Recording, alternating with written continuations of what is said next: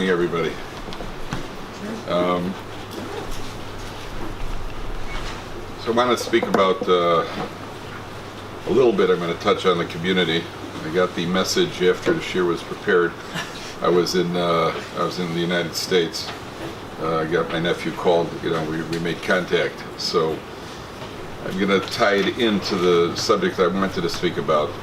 But I think that the first thing is, in Parshas Korach, so the Torah says that at the big showdown, it was a very puzzling statement. It's almost like, I feel like somebody here has a sense of humor.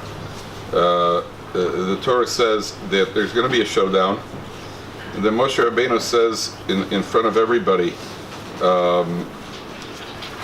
right at the last moment, Vayomer Moshe bezos teidun ki Hashem shlachani la'asos es kol ma'aseh be'elah ki lo milibi. Korach started up, and they're having trouble, and everybody's all riled up. Then Moshe Rabbeinu says in Pasuk Chavtes, "In kemos kol ha'adam yemusu elu." If they die a natural death, ufkudas kol ha'adam yipoked aleya, and they just regular circumstances they die. Lo Hashem shlachani. Then Hashem hasn't sent me. V'im bria yivra Hashem u'potza adam espia. If Kodesh Baruch Hu creates a certain bria, uvolo osam v'eskol asher lev v'yordu chaim she'ola v'yadatem ki niatzu anashi be'elas Hashem. So what Moshe Rabbeinu say? I mean, you would read the psukim, but it was Moshe Rabbeinu says, all right, listen, if they die a natural death, if they just drop dead on the spot, then I'm wrong. My bad. I'm wrong. And if they die a supernatural death, that's a sign that Kodesh Baruch Hu sent me. Okay, now, what are you thinking if you're Korach at that moment? Right? Because listen, if you guys just drop dead right now, then I apologize. And I'm wrong. And if it's a Bria, Yimivra Hashem, then we're good. Okay, so you can explain that if you die a natural death, it means sometime down the line, and then that's a pashtus. But the words say if they die a natural death, they drop dead on the spot. So I heard B'Shem Chassam Sofer brings down. That why should they die? If they're right, why should they die? The answer is because they're already wrong. They're already wrong. Even if you're right, you're wrong. You got a taina, you have a rav, you have a manhig, you have the leader. You got a taina on the leader. First of all, who said the leaders are infallible? I made a mistake. Okay, but he's the leader. That's part. That goes with the turf. He makes the decisions, and you live with his decisions. For better or for worse, you live with his decisions. Number one. Number two, what he's starting a tumult for. You got a problem, why don't you go talk to him? But you have to start a rebellion for it. So you're already wrong. Even if you're right, you're wrong. You're already wrong. So what do you say? So you already deserve to die. Elamai, if you're really wrong, then you're going to then the earth opens up.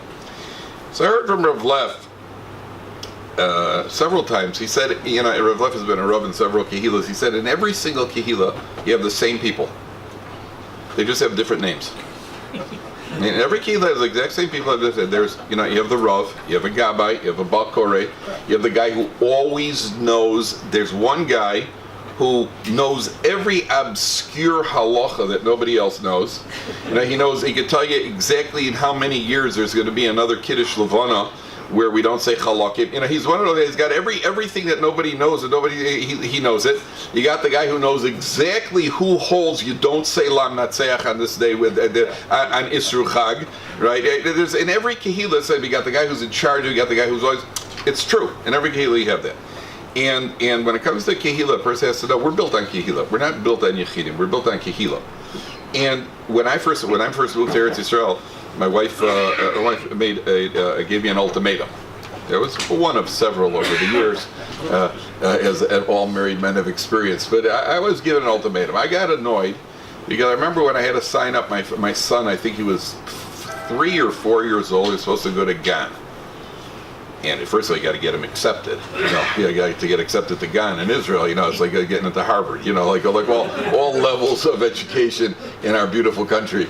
Yeah, so you got to get him accepted. Okay, so then there was something about Minig Yerushalayim. They pulled one of these Minig Yerushalayim on me.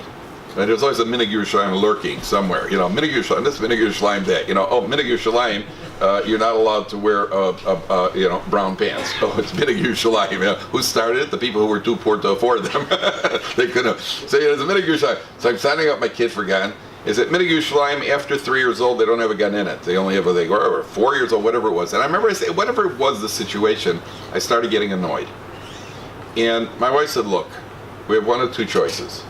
If we're going to stay here and we're going to live here, we're going to live and we're going to play by the rules. Like it or lump it, we're going to play by the rules. We're not going to fight everything that we don't agree with. And if you can't, so we'll go back to America. Then you can do whatever you want.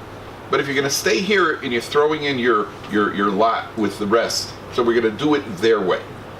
And in a shul, in a kehila, that's very, very true. There's always going to be, I told my wife once, I came home from shul, and I said to my wife, you have no idea what a man has to go through in the course of the day, right? Because you're in the home with the kids, all right? I have no idea what you have to go through in the course of the day. But I've been to shul, I haven't even gotten on the bus, gone to yeshiva, and spent my day doing whatever it is that I do. I've been to shul, and do you know what kind of midos I have to activate just to get through morning minyan? And I haven't even started my day yet. I haven't even eaten breakfast yet. I've been to shul. There's a guy, one guy wants the window open, one guy wants the window closed. The guy air conditioning is on, he davens too fast, he davens too slow. There's a million, he's in my seat, he's not in my seat, he wants to take my seat, he's looking at my seat, right? He doesn't want me in his seat, I was asked to get out of his seat, boom, boom, boom, boom, boom. The women in the Ezras Nashim, they don't know what's going on. And the women never have that problem. The women in the Ezras Nashim, they're just watching the men fighting. So I said to my wife, you go to shul, I'm not going to shul to daven. I'm not going to shul to daven. I'm convinced, and I'm saying this sincerely. I am convinced shul is a place where we are meant to go to work on our midos, and while we're at it, we daven. But it's a midos factory. There are a million and one things that could happen in a shul. Guy sitting in your seat. What's your reaction when a guy could walk into? It's very annoying. Come walk into a shul, guy sitting in your mako. I told you, I think I mentioned a couple of years ago, there are 3 types of people when somebody's in your mako. My mako. It's my mako. Hamakom Yerachem. It's Hamakom Yenachem. He's in my mako. What does it mean? He's in my. So you have 3 types of abilities. So one guy walks in, you see a guy sitting in your place. You just walk over, straight to the point. Out. Thumb him out at third base. You're out. Right? Good. At least you're straight to the point. Then you got the other guy who's a tzaddik. He covers his head with the talus, goes to sit all the way on the other end of the shul. He doesn't want the guy to feel bad. Doesn't want the guy to know that he's in the shul. Beautiful person. Then you got what I call the Beinoni. Who's the Beinoni? The Beinoni is the guy who paces back and forth, staring at you. He stands looking over your shoulder like this, right? And when you finally look up, is this your makom? No, sit, sit. Because I'm going to be a tzaddik, you're going to know about it. Right? There's no free walk over here. If I'm a tzaddik, you're going to sit in my seat, you're going to know about it.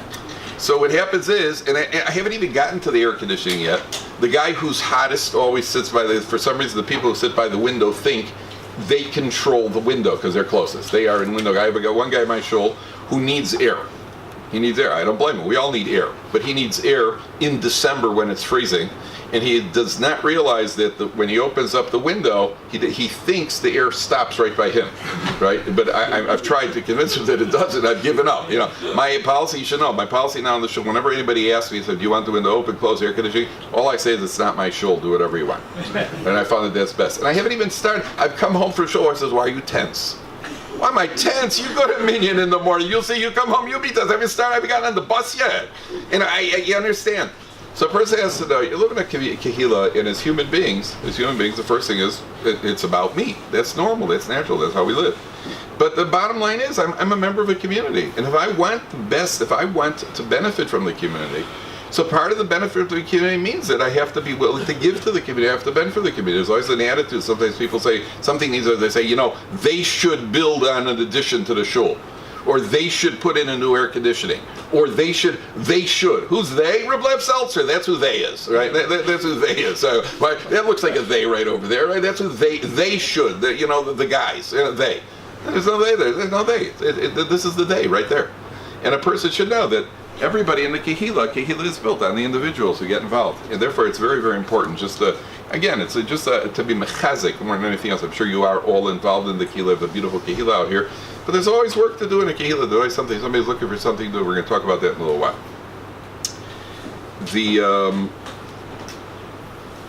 What I really want to speak about is a residual idea that comes from, we just finished Pesach.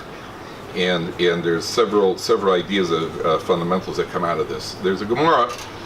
Gemara says, ironically, we spoke about it last year. We made mention of it last year. The Gemara says there was a city called Luz. It's brought down in Shoftim, where the Bnei Yosef were going to capture. They were going to capture a certain city, and the Gemara in Sota says they were looking for the city that they were going to fight against. They saw a man coming out. So the Gemara in Daf Mem Vavam Nebeis in Sota. They saw a man coming out of the city of Luz, and it's coming out of a city, and they asked him, and it's a little unclear because it says there was Beis El, which was Luz, which Yaakov Avinu had been at originally, and then the Chazal say that this man showed them. They asked him, "Where's the entrance to the city?" The entrances of those days, they used to hide the entrances, kind of like the Bat Cave, and the entrance was hidden, and he showed them. He made a gesture where the entrance was.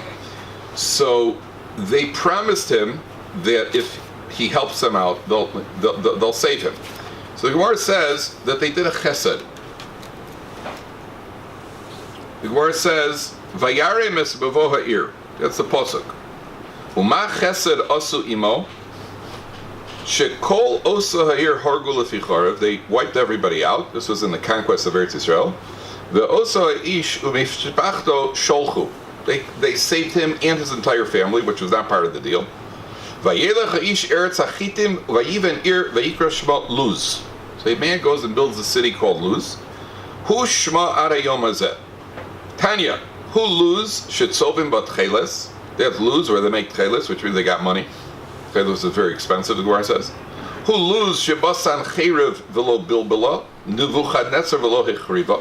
Sancherev and Nebuchadnezzar did not capture it. And the Coup de Grace, the Af Malach HaMaves Ein Lo Rishus Lavorba. Malach HaMaves never goes to the city of Luz. Never goes to the city of Luz. How do people die? So the Gemara, El Zakenim Sheba, the elderly, Bisman Shedaita Kotza Aleim, when they've had about enough, Yotzim Chutz Lechoma Vein Mesim. They walk outside the wall, they die. That's what the Gemara says. Kotza Zman Shugad, they've had enough. Velo Dvarim Kal V'chomer. Uma Knani Zeh. Shelo diber b'fiv, he didn't speak. V'lo halach v'raglov, he didn't walk. Goram hatzololo zarat sof kol hadoros, he saves himself, his descendants to the end of time. Misha osa levaya b'raglov al achas kama v'kama. Somebody who escorts people, all the more so. One more line.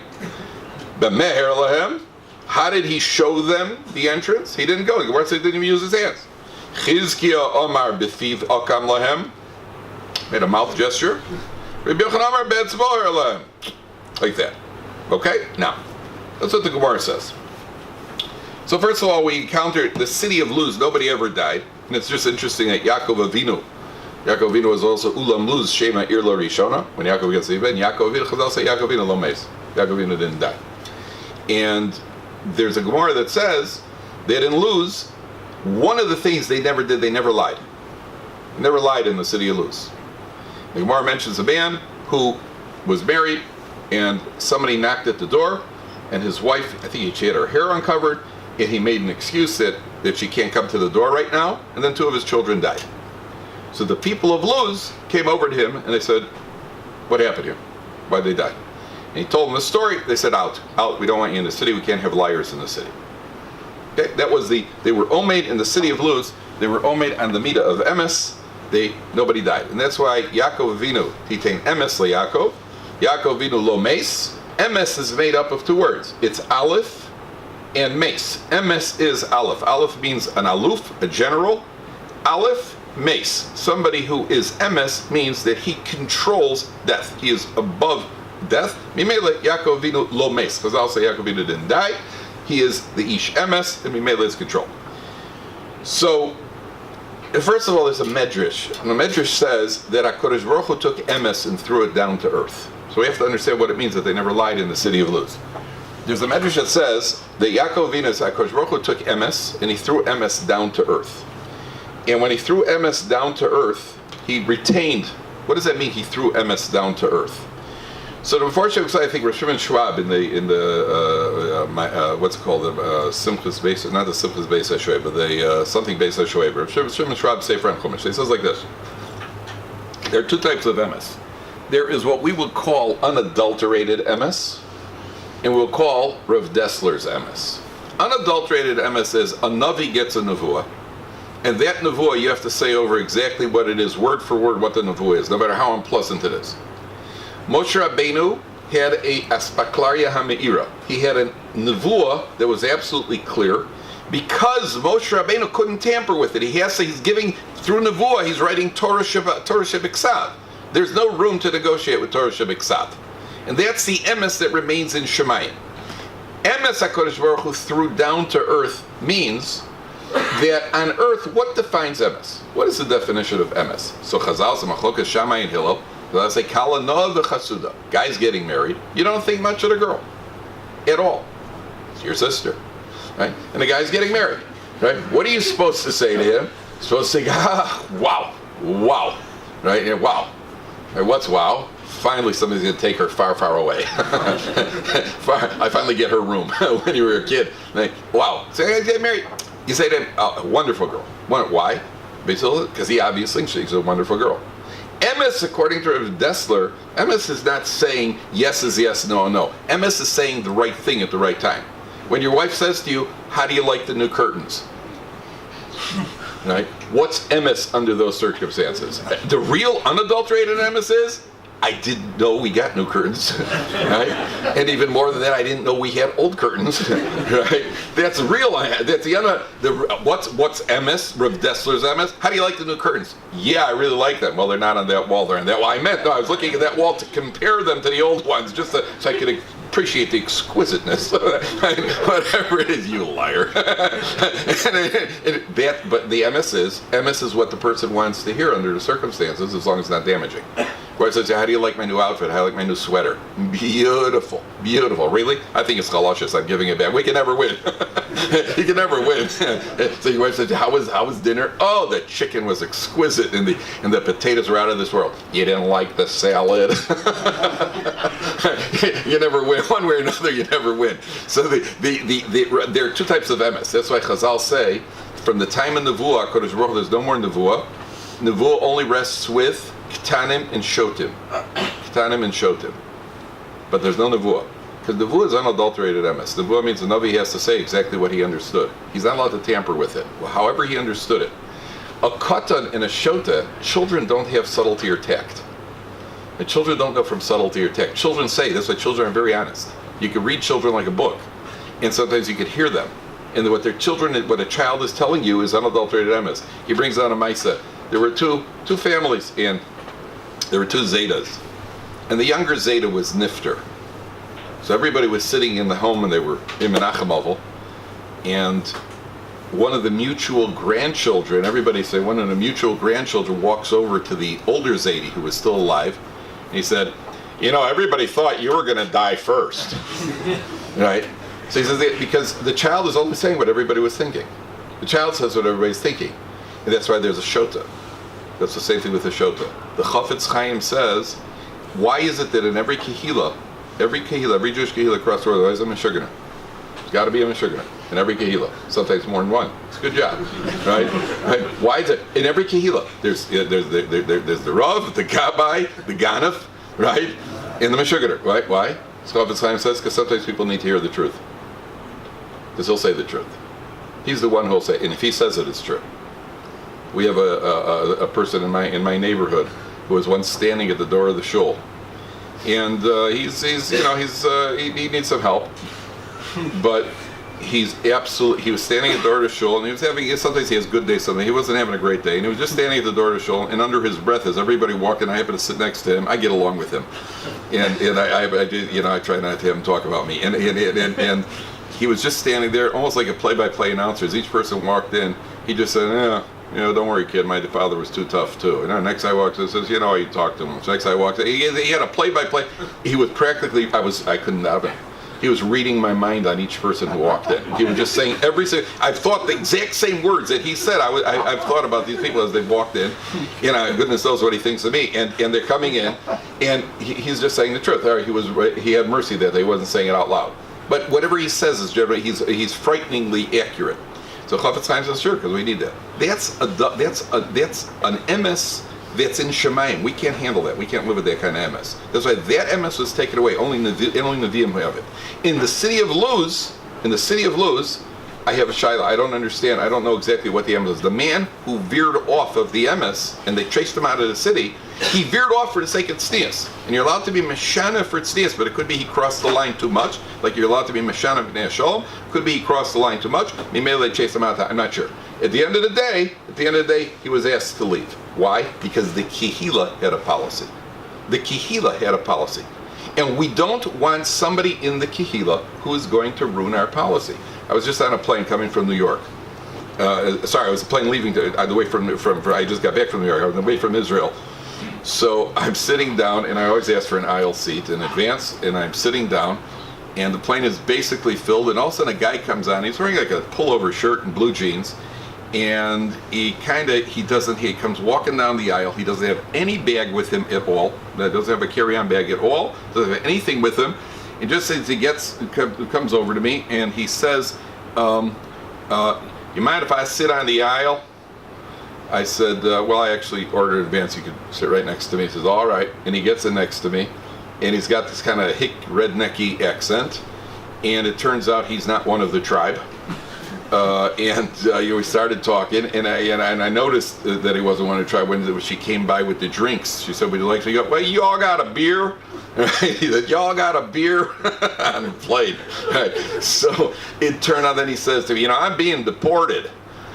Of course, I got to sit next to the guy who's being deported from Israel. So I said to him, why, he's being deported. Why? They didn't want him. Why not? Why are you being deported? He said, well, they saw the light emanating from me, and they didn't like it. So I didn't press for details. I wanted the plane to remain dark. It was a night flight, And you see, sometimes you get people who are undesirables. So the city of Luz, the man's an undesirable. He has to be asked to leave. So the Gemara says there's a shaila that Mepharshim asks like this. Mepharshim asks, all right, first of all, the obvious question that any kid would ask when you hear about a city where there's no Malach HaMavis, nobody dies. What's the obvious question, Rabbi Say? What's the obvious question? I mean, I thought it was obvious. I mean, I guess it's not that obvious. How's the room for everybody? What's that? How is the room for everybody? Close. Why doesn't everybody look at it? Of course. So, what would you do if you found out, by the way, there's a city that unless it's not Passaic, right? There's a city where anybody who wants could go and live, right? And you never die. Would you go? Well, the first thing you do is find out how do you get there. Okay? Why don't you go there? So the unfortunately asked, why didn't everybody in the world go there? So one of the answers is because this city obviously had a hidden entrance of some sort. They managed to hide it, that not everybody could come in. Number one. Number two, the Mepharshim say that it didn't work unless you were a citizen who was born there. Remember last year we mentioned the Gemara of Shlomo HaMelech that the Malach HaMavis wanted. You do remember I was here last year, right? You remember last year at all? Do you remember yesterday? So the Gemara says that the Gemara in Sukkah says that the Malach HaMavis went saw Shlomo HaMelech, and Shlomo HaMelech saw the Malach HaMavis, and he looked unhappy. He said, then why are you unhappy? He said, because I was sent to terminate the life of two people, and I've not been successful. So Shlomo HaMelech told the Seirim to take them to the city of Luz, to transport them to the city of Luz. And right at the gates of the city of Luz, the Malach HaMavis got them.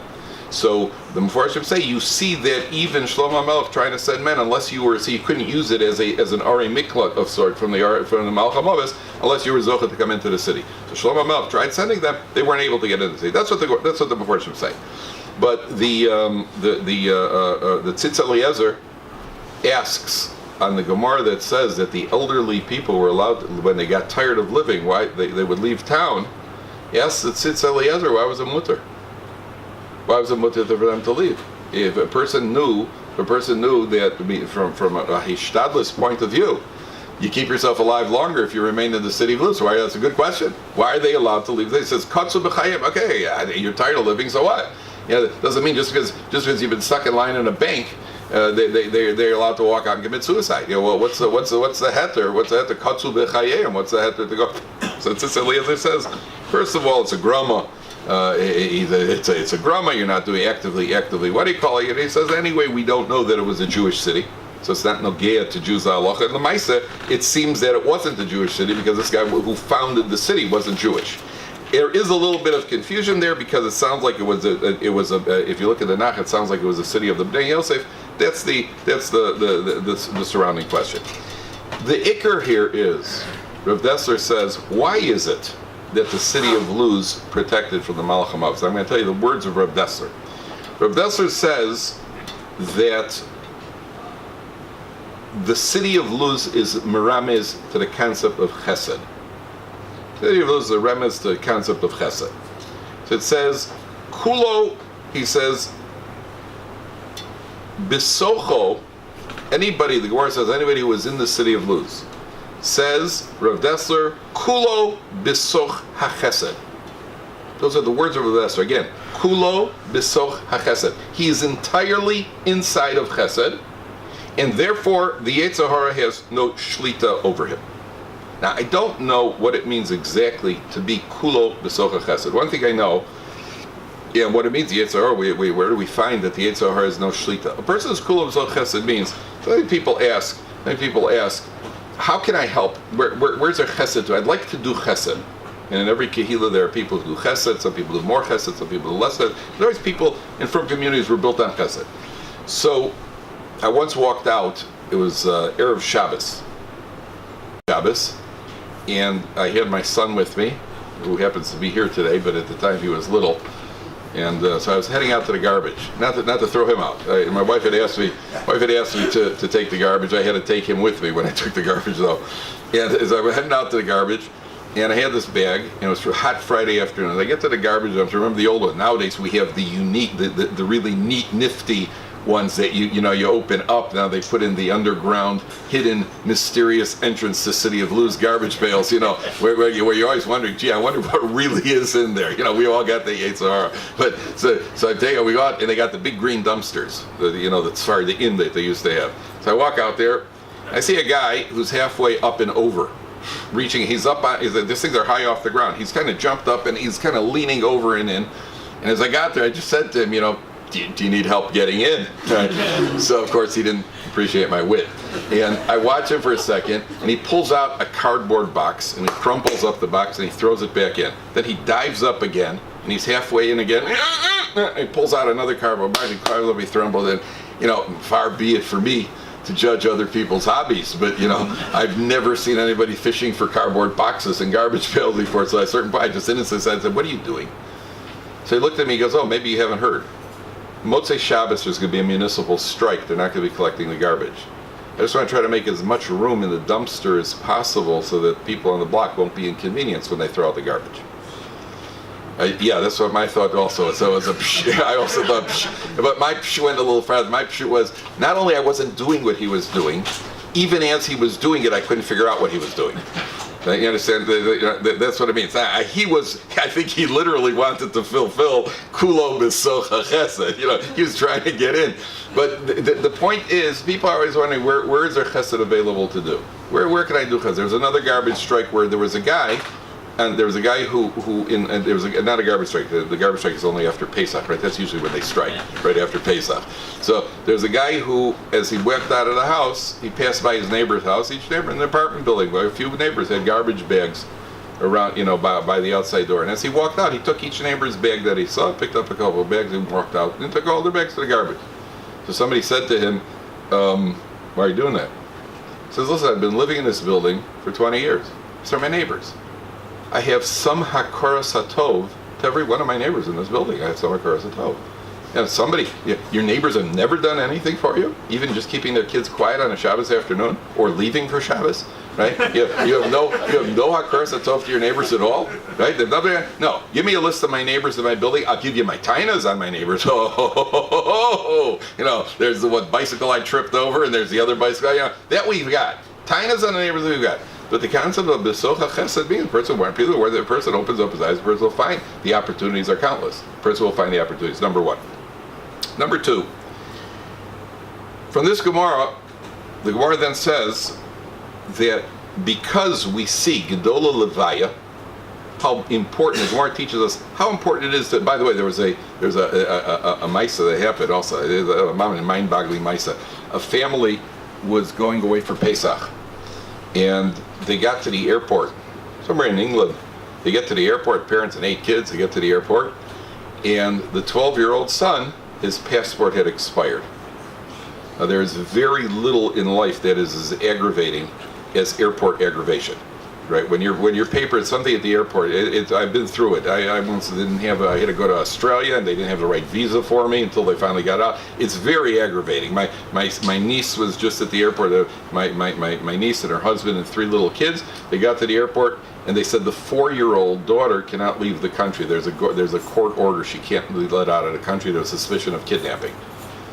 Right, and they just went berserk until they finally. Yeah, I'm telling you. And I know my niece. She's not a kidnapper. And her husband learns in Kollel. Now I don't know what he does for Parnassa, but I don't think it's. He never struck me as the type. And the aggravation and it's terribly aggravating. So this family is going away for Pesach, and they get to the airport, and what do you call it? One of the kids' passport is expired. So the husband, they're going berserk. The wife immediately. It's Erev Pesach. They haven't done a thing in the house. The wife, everybody starts crying immediately. The husband goes off to find some sort of official who could maybe help them in England. Somebody's going to go change the rules for you. He's going to go find some official who could maybe help them with the rules. In the meantime, the wife takes her phone. She goes, Miriam, my husband and I were stuck at the airport because Shmuli's airport passport wasn't expired. And she's crying hysterically. And she's like, okay, Miriam says, calm down. And don't worry, it'll be okay. She said, no, Miriam, it's terrible. She said, don't worry, it'll work out. Crying. Okay, her husband comes back with the official. So I have to get off the phone now. My husband's here. So they start talking to the official. I'm sorry, sir, we can't do it this way. Can't help you. Phone rings about 15 minutes later. Miss Patina's on the phone. Miriam's on the phone again. Says, Patina, where's the key? Which neighbor has the key to your front door? She goes, I don't know. I think Rifki next door. Why? She says, okay, don't worry. She says, which one? No, tell me for sure who's got it. She says, Rifki has it. She goes, okay, just turn around, come back from the airport. There are 6 yeshiva bachrim right now on your front door. They're going in to clean your house. We've already ordered meat, chicken, wine, matzahs, potatoes, everything. Just come home and have a good Pesach, right? So, a person's wondering, where can I be besocha chesed? A person really wants to be besocha chesed their ways. All a person has to do is think about, as Rav Nosson Tzvi said, Shaila that Rav Nosson Tzvi was asked year after year after year. Rav Nosson Tzvi was asked, Rebbe, what kavanah should I have? What should I think about during Tchiyas HaShofar? Right? You've had the Shaila, I've had the Shaila, we all have the Shaila. What should I think about during Tchiyas HaShofar? There's the Ram, and there's Har Sinai, so he asked Rav Nosson Tzvi, Rebbe, what should I think about during Tchiyas HaShofar? He said, think about other people. Yeah. How's that for creativity? That, other people. I mean, this is Rosh Hashanah. I'm not thinking about other people now. I want to think about Hashem. I want to think about Hashem. Other people. How'd they get into the picture over here? This is my world. Think about other people. Think about other people. It's amazing. I saw a line once. When you have nothing to do, do something for somebody else. That works with kids. But Daddy, I have nothing to do. Really? Okay. So as daddies, we always say, well, you want to give me something? You want me to give you something to do? No. I got to realize.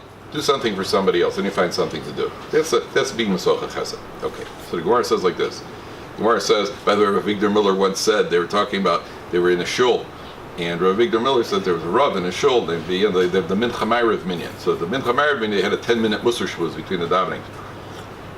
So they have the Rav of the shul gets up, they finish Mincha, the Rav of the shul gets says, it's Rabbosai, we have to be think about Hashem a little bit more, we have to be more focused on Hashem, we have to be more devoted to Hashem, and we have to live our lives for Hashem. Finally, one old man in the back says, come on, forget about Hashem already, let's start davening Ma'ariv.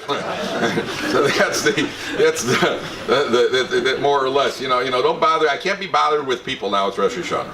So that's what I think Rav Nosson Tzvi is saying, think about other people. It's a much harder avoda. So the Gemara says that Paro was rewarded for escorting Avram Avinu 4 amos. What was the reward that Paro got? It says when Paro escorted Avram Avinu out of Mitzrayim, when Avram went down with Sarah, and Paro wanted him out. So it says Paro they walked out, and Chazal Darshan Paro escorted him for the 4 amos that 4 psios that Paro escorted Avram Avinu. So he was rewarded at Klal Yisrael, were Meshubet him 400 years.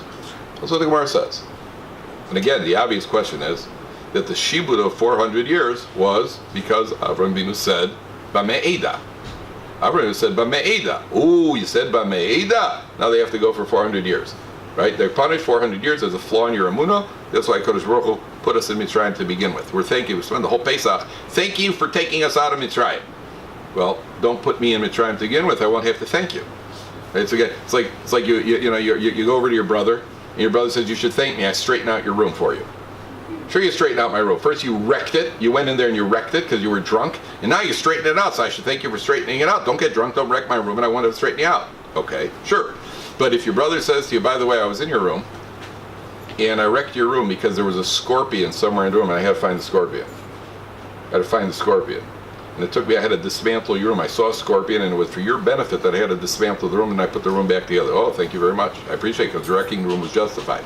Because Baruch Hu put us in Mitzrayim because there was a genetic flaw in our level of emunah. Where was that genetic flaw? Because Avraham Avinu said, B'me'eda.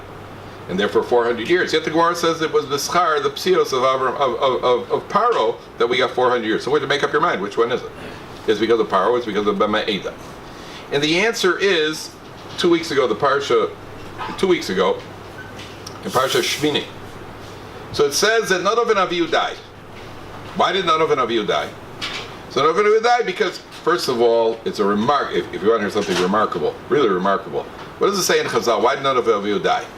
They said, they were Mora Hora Bifnei Rabban, and they said, when are these two old men going to die and we're going to take over the Hanhaga? And then it says they didn't take Eitzah with each other, they didn't take counsel with each other, and it says that they didn't get married and they didn't have children, and they were Shesuyei Yayin. So there's a theme that runs through. The Ahavas Shalom says, what does that mean? How do you reconcile? I mean, which one was it?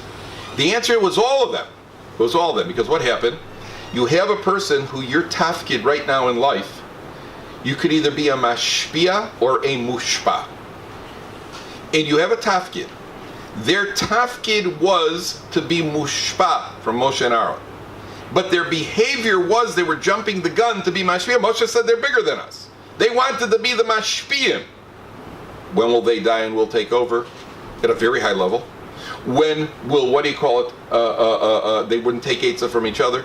They were more horabi fnei rabban. And what happens is when you distort your tafkid, so when you do something you shouldn't, you often don't do what you should. And therefore, you were trying to be mashpia where you shouldn't, and therefore, where you should be. You should get married and be the mashpia. You should have children. That they neglected. Exactly the thing that they were supposed to do, they didn't do. And a lot of that is because they were investing energy in a thing that they should have done. They did. Why? What's it got to do with Shesuyei Yayin? What's it got to do with being drunk? Remarkable. The difference, Zohar is 227. And the Keva is 157. The Zohar is the mashpia. Right? The Nekeva is the Mushpat. The Zohar is the Mashpia. They were Shesuyei Yayin. The difference between Zohar and Nekeva is 70. If you add 70 to Nekeva, which is what they should have been, that mode, in Nekeva mode, add 70, what do you get? You get a Zohar. The Gemara says a woman who drinks behaves like a male. And therefore Shesuyei Yayin means that they went from their Mushpa state, they went into the Mashpia state. And therefore, now, why did they die?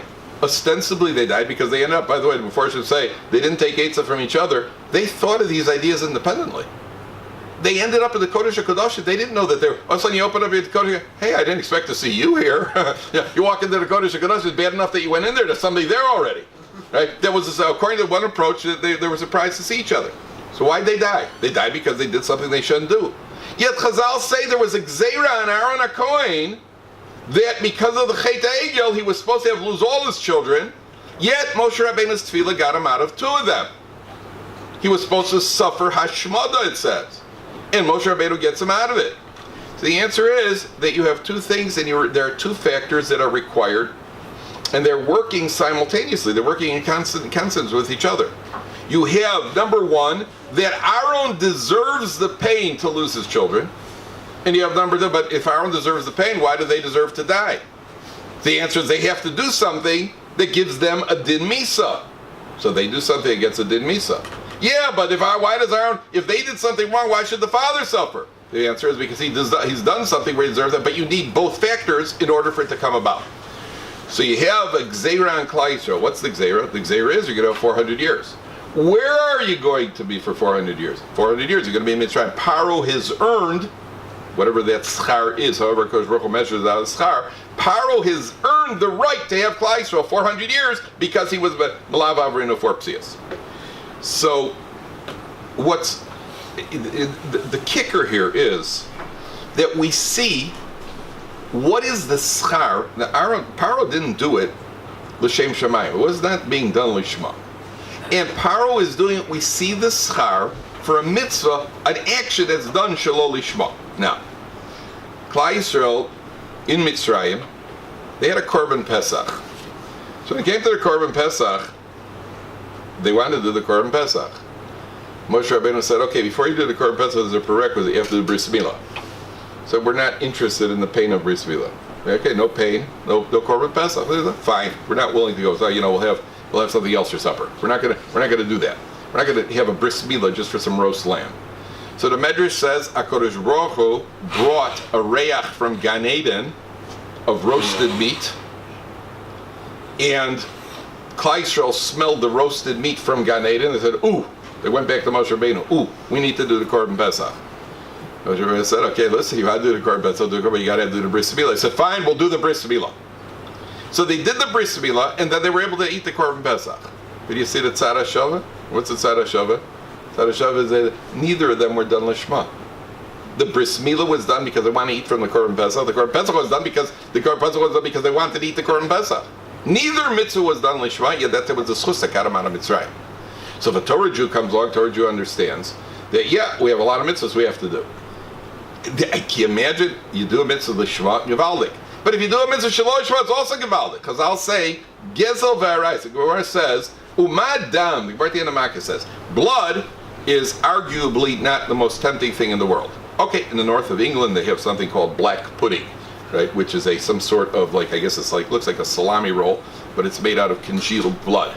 Right, and then they eat what do you call it? The very sophisticated people in the north of England eat this, black pudding. They have a black pudding sandwich, then they go to a soccer match and trample each other, and you wonder why, So they eat this black pudding. They have okay, I had a friend who was a sheikhet.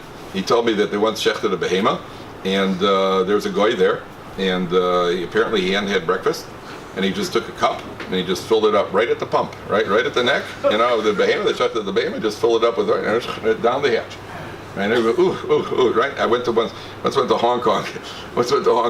So I had to go to Australia, so I stayed in the airport in Hong Kong. So somebody who travels a lot said to me, did you go sightseeing in Hong Kong? I said, absolutely not. There's nothing I'm interested in seeing in Hong Kong at all, other than the plane leaving. And so the guy says, you missed it. Oh, you should have gone. I said, what? He told me that in Hong Kong, they have in Machane Yehuda, you go out and you have a display. You got peanuts and pistachio nuts and cashews. You got to open it. He said in Hong Kong they have something called Shuk Hashrotzim.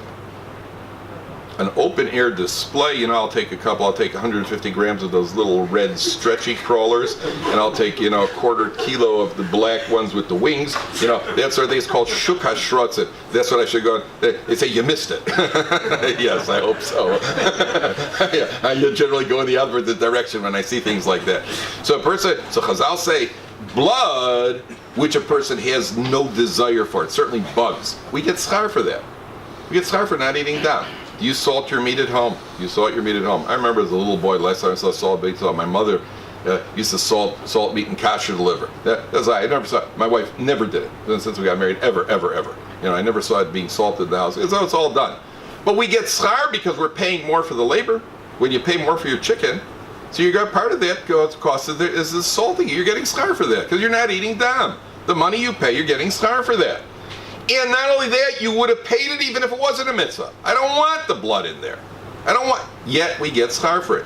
So Gezel v'arayis shenafsho shel odem mechamdosan. Gezel, I don't think anybody here is a thief, right? But something inside us, Chazal say, did you ever wonder, at the bank, you just look around and think, I wonder if I could get away with it if I really wanted to, if I was that type of person. Yep. I've been shopping. I've always looked, back in the days before there were cameras, I wonder if I think I'd be a good shoplifter. And I think you got, I think you can get away with certain things. It's something that's part. I never looked and said, gee, I think I could eat some of those bugs if I really wanted to. It was never there. But the gezel, the arayas, certainly, shenafsho shel odem mechandosa. Al achas kama v'kama, how much schar we're going to get. That's as far as on the positive. And that we learn from the fact that Paro was Melave Avraham Avinu. And none of it was being done l'shem shemayim, and yet that was the schar he got. So if that's the schar you get for something shalol lishma, so Allah has kama v'kama, the schar that you get when it's lishma. That's on the one hand. On the other hand, a person understands that if we have, there's a certain flippancy, something we become a little flippant about the mitzvahs. Somebody said to Ramichal Yudalefkutz, I think it was, somebody said to him that on Pesach he had he asked him about, he had a kazayas of matzah. He said, yeah, I had approximately a kazayas, yeah. So Ramichal Yudah said, eating approximately a kazayas of matzah is like dialing approximately the right number. Right? Did you dial the right number? Approximately. It was approximately the right number. So we don't, again, obviously we'd be reasonable about it. But the approach is, if it's done properly, then there's a tremendous schar that goes with it. I'll just tell you, the Maisa with the Brisker Rav, I have to stop, I have to stop at 1 o'clock. The Brisker Rav, somebody once, the Brisker Rav had a reputation of being somewhat, what we call conscientious about mitzvahs, and not messing up, and others say, he was a little bit nervous, right? So somebody once asked the Brisker Rav, you know the halachas, and you're so conscientious. Why are you nervous? Why do you really think you're going to mess up? And what is the likelihood of you making a mistake? So the Brisker Rav said to the man, "Can I ask you a question? Have you ever fallen out of bed at night?" The guy says, "No." He says, "Never?" He says, "Not even close." He says, "Are you nervous that you might fall out of bed?" Not at all. He says, "Do you sleep well in the middle of, do you ever wake up in the middle of the night to check where you are?" He goes, No, I'm fine. You sleep through the night? Yeah. He says, "You're not worried about it at all?" He goes, "No." I says, "Good. So I'd like to put your bed on the edge of a 10-story building tonight. You don't mind sleeping there, do you?" The guy goes, "Well, not really, no. Yeah, no. He goes, "Why not?" Never fall. He says, "Well, in the unlikely event, the results could be disastrous." Richard says, "Yeah, that's how I feel about mitzvahs. So yeah, it's unlikely I'm going to mess up. It's unlikely. But if I do, what a mitzvah, what it is to mess up, and that I don't want to take a chance on that. Because that's why you think I'm nervous. I'm not nervous. But the concept, it's like on the plane. In the unlikely event of the water, I don't know how unlikely it is, because I've been on buses. They never say, in the unlikely event of the bus going off a bridge. That they never say. So I don't know if they're already talking about it. I don't know how unlikely it is. Why are you mentioning this? The unlikely event. So the Brisker says, in the unlikely event, it's unlikely. But the consequences. So Mimela, we see what a mitzvah, a person does a mitzvah, even a shalol mitzvah, the schar is the olamah.